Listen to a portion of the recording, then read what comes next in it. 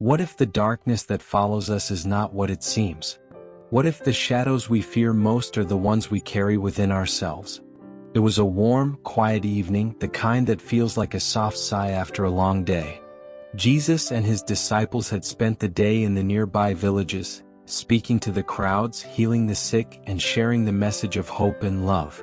The sun was now low in the sky, casting its final golden light across the land. The group was returning to their resting place for the night, walking along a winding path that cut through rolling hills and fields of olive trees. As the shadows stretched long in the dimming light, a strange stillness settled over the group. They walked in silence, their thoughts heavy with the events of the day, each lost in their own reflections. But for Peter, the quiet of the evening brought no peace. Instead, it brought a rising sense of dread he couldn't explain. At first, Peter thought it was just exhaustion from the day's labors. His body was tired, his mind clouded with thoughts of the many people they had met and helped. But as they continued walking, something else gnawed at him, something dark and unsettling. He couldn't place it at first, but slowly the feeling grew, until he became acutely aware of a presence behind him, something lurking just beyond his reach. He glanced over his shoulder, and that's when he saw it, a dark, elongated shadow that seemed to follow him wherever he went. It stretched out behind him, growing darker and longer as the sun sank lower. At first, Peter thought it was just the light playing tricks on him, but the more he looked, the more ominous it seemed. The shadow didn't feel like his own. It felt alive. Peter's heart began to race and his steps faltered. He tried to shake the feeling, telling himself it was nothing, just a trick of the light. But every time he glanced back, there it was, looming, menacing, and unshakable. It was as though the shadow was growing with each step he took, becoming darker and heavier, wrapping itself around him like a shroud. He tried to focus on the road ahead, but the weight of the shadow was overwhelming. His mind raced with thoughts of fear and uncertainty. What was this darkness that followed him? Why did it feel so close, so real? He felt as though the shadow would consume him if he didn't escape it. Finally, unable to bear it any longer, Peter slowed his steps and fell behind the others. His heart pounded in his chest and his breathing quickened. He called out, his voice barely masking the fear that had taken hold of him. "Jesus, please, I need to speak with you." Jesus, walking ahead with the other disciples, turned at the sound of Peter's voice. His expression was calm as it always was, filled with a deep understanding that reached beyond words. The other disciples, hearing Peter's voice, also turned, curiosity lighting their faces as they looked back at him. "What troubles you, Peter?" Jesus asked, his voice soft yet full of authority. Peter hesitated, feeling the weight of his fear pressing down on him. He glanced over his shoulder again, and there it was, the shadow longer and darker than ever. His voice trembled as he spoke. "There's something behind me, Lord. I've felt it for a while now. It's like a shadow, but it feels more than that. It's heavy, dark, and no matter how fast I walk, it keeps following me." The other disciples looked around, trying to see what Peter was talking about, but all they could see was Peter's own shadow, cast long on the ground by the setting sun. They exchanged confused glances, unsure of what to make of Peter's fear. But Jesus, with his infinite wisdom and compassion, stepped toward Peter, his eyes filled with understanding. He placed a gentle hand on Peter's shoulder, and immediately, Peter felt a sense of calm wash over him, though the shadow still loomed behind him. "Peter," Jesus said, his voice soft but steady, "turn around and look at what is behind you."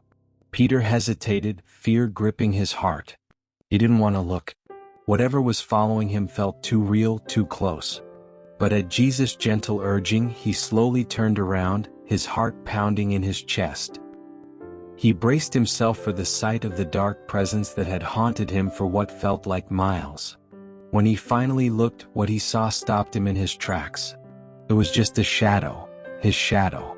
Long and dark, yes, but nothing more than a reflection of his own body, cast by the low sun behind him.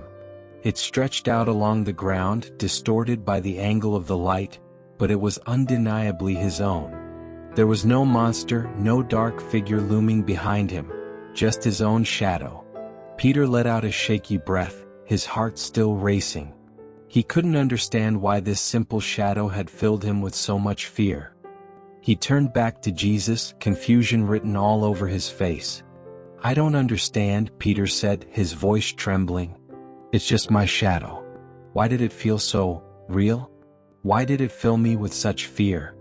Jesus smiled gently, his eyes filled with love and compassion. He knelt beside Peter, his hand still resting on his shoulder, and spoke softly, yet with a wisdom that cut through the evening air like a blade of light.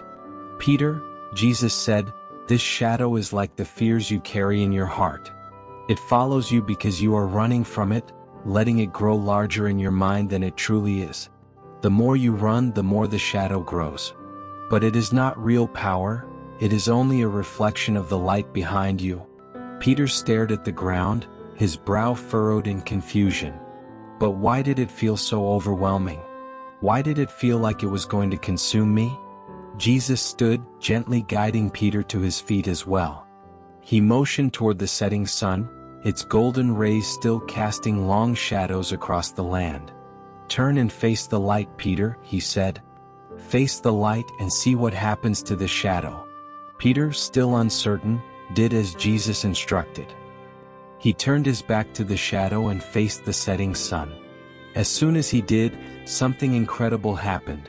The shadow, which had seemed so dark and menacing moments before, shrank and disappeared behind him.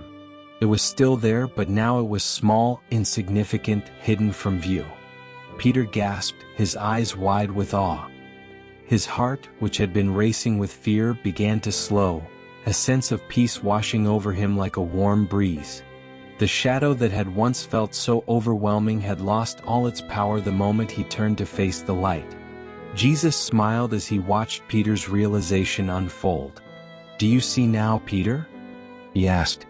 "The shadow is nothing but a reflection, a trick of the light. It only exists because you were facing away from the light. When you turn to face the light, the shadow loses its power. It is the same with your fears. They follow you, grow larger when you try to run from them. But when you turn to face them, they lose their power." Peter felt tears welling in his eyes, a deep sense of relief and understanding filling his heart. He wiped at his face, the weight of his fear lifting with each passing moment.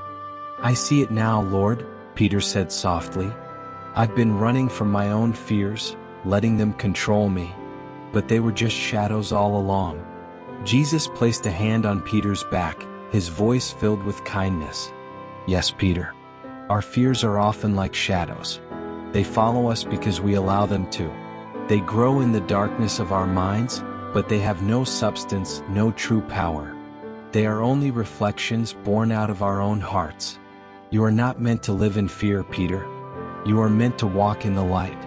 The other disciples, who had been watching in silence, slowly moved closer, their hearts stirred by what they had witnessed. Jesus turned to them, his voice gentle but firm as he spoke to the group. "Each of you carries fears in your hearts just as Peter did. You run from them, allowing them to grow larger and darker with each passing day. But remember this, fear is only a shadow. It cannot stand in the presence of light. And the light is within each of you. When you turn to face your fears, you will see them for what they truly are, nothing but shadows, powerless and fleeting." The disciples nodded, their faces filled with a mix of awe and understanding. Some wiped tears from their eyes, others stood in quiet reflection, letting the truth of Jesus' words sink deep into their hearts. Peter, still standing beside Jesus, felt a renewed sense of peace. The fear that had gripped him so tightly now felt distant, almost laughable. He looked at Jesus, his voice thick with emotion. "Thank you, Lord," Peter said, his voice trembling. "Thank you for showing me the way." Jesus smiled and pulled Peter into a warm embrace, his love radiating through the simple gesture. "Do not be afraid, Peter. I am with you always, and the light will never leave you. Whenever you feel fear chasing you, remember to turn toward the light, and the shadows will fade. As the sun finally dipped below the horizon, casting the world into twilight, the group of disciples continued their journey. But something had shifted in their hearts. They no longer walked in fear, for they had learned a valuable lesson about the shadows that follow them. From that day forward, whenever Peter or any of the other disciples felt doubt or fear creeping into their hearts, they remembered the lesson of the shadow. And with faith they turned toward the light, knowing that no shadow could ever stand in its way. The road ahead stretched long and quiet as the disciples continued their walk. The distant murmur of crickets filled the night air, and the sky above them turned a deep indigo, stars beginning to twinkle in the vast expanse. As they walked, Peter found himself lost in thought, reflecting on the lesson he had just learned. The simplicity of it all astounded him. How could something as harmless as a shadow have such a hold over his mind? How could it make him feel so powerless, so afraid? It was as though the shadow had taken on a life of its own in his imagination, growing larger and more terrifying the more he thought about it. And yet, it had all been in his mind, just a trick of the light, as Jesus had said. Peter remembered the stories from his youth, tales of great warriors and kings who had faced impossible odds and emerged victorious. They had fought monsters, dragons, and armies, yet none of those stories had ever prepared him for the battle he had just fought with his own fear. There had been no sword, no shield, only his own heart and mind waging war against an unseen enemy.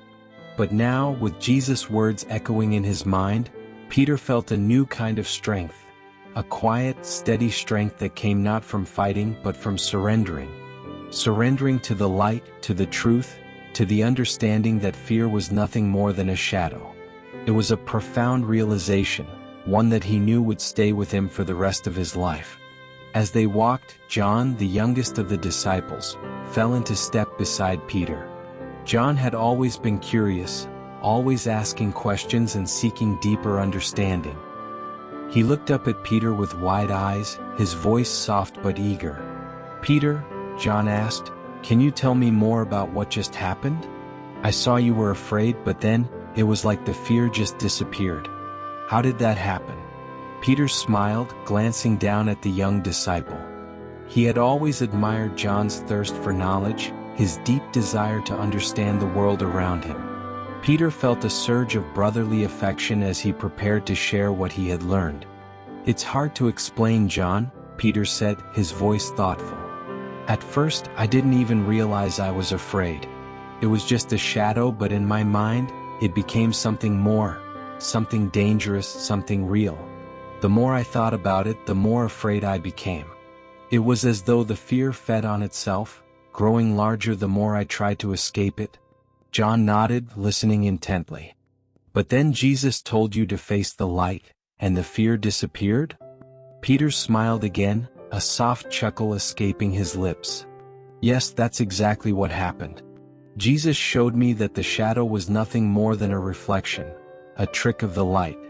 When I turned toward the light, the shadow disappeared, and with it, the fear. It was like a weight lifted off my shoulders."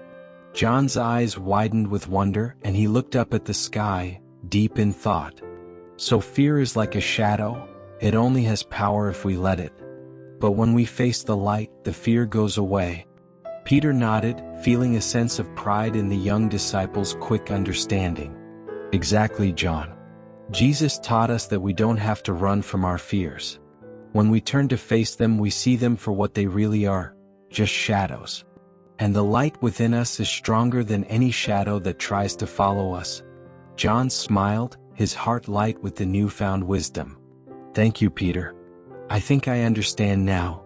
The two of them walked in silence for a moment, the night air cool against their skin, the stars twinkling above them. Peter's heart swelled with gratitude, not just for the lesson he had learned, but for the presence of Jesus in his life. It was moments like this, moments of quiet reflection and deep understanding, that reminded Peter of the gift they had been given in their teacher, their Lord. As the disciples continued on their journey, each one of them carried the lesson of the shadow in their hearts. It was a lesson they would return to time and again, as life presented them with challenges and fears.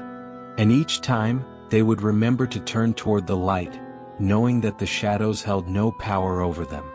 Our fears may follow us, but they disappear when we face them head-on, for the light within us is greater than any shadow that tries to linger.